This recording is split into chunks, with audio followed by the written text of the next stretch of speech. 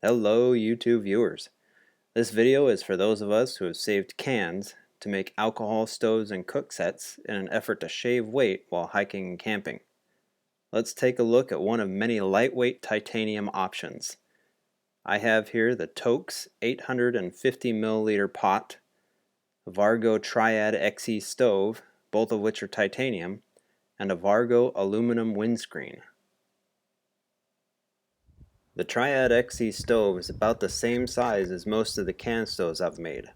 It does a few things though that a typical alcohol stove doesn't. First, it has 3 legs that allow you to use it on uneven surfaces. It also has a pot stand built in. In truth, it could be considered a two-part system: the pot stand and the stove itself. The pot stand can be used in colder weather with fuel tabs or gels.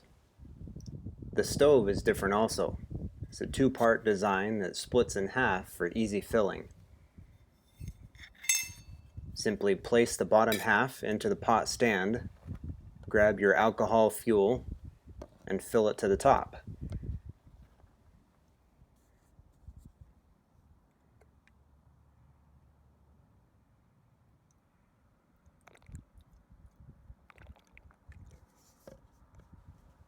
Set your fuel aside in a stable location, if you can find one.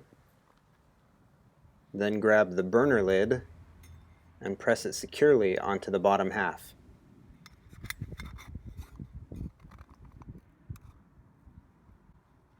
A little alcohol on top is usually enough to start the stove, but if temperatures are below 52 degrees, you'll want to add a little to the tray also to help bring the stove to a good vapor temperature. Then now for the windscreen. This Vargo aluminum windscreen is a nice light way to keep the breeze away from your alcohol stove.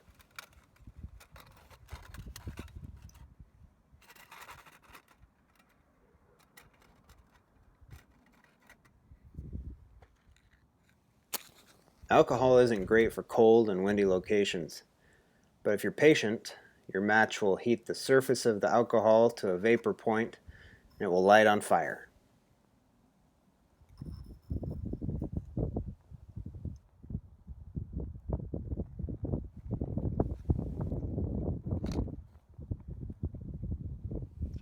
And check to make sure that it's lit. Let's see if I can adjust this windscreen so that you can watch the stove.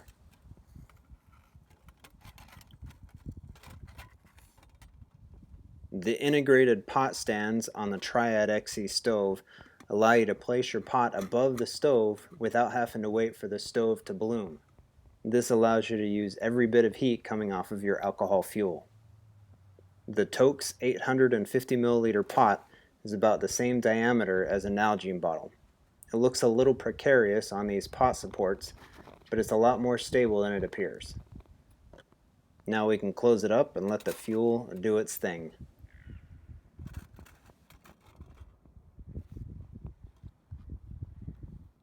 Okay, the breeze has subsided a bit, so I thought I'd open the windscreen and show you the heat coming off of the stove.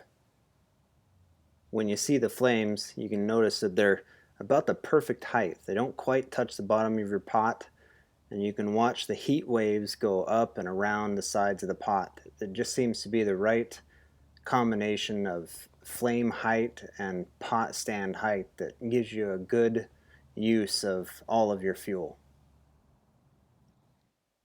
Alright, it looks like we've about burned through all of the fuel. Let's take a look inside here.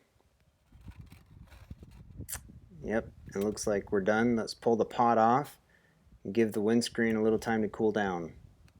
The aluminum windscreen dissipates heat pretty quick, and it's nice that you can just fold it up and put it away.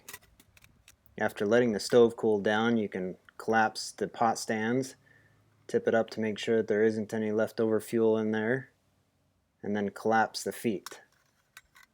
Burn time of the 1.25 ounce capacity is about 10 to 15 minutes, depending on ambient temperature and your choice of alcohol fuel. If you found the video helpful, give it a like, subscribe, and share, and as always, good luck.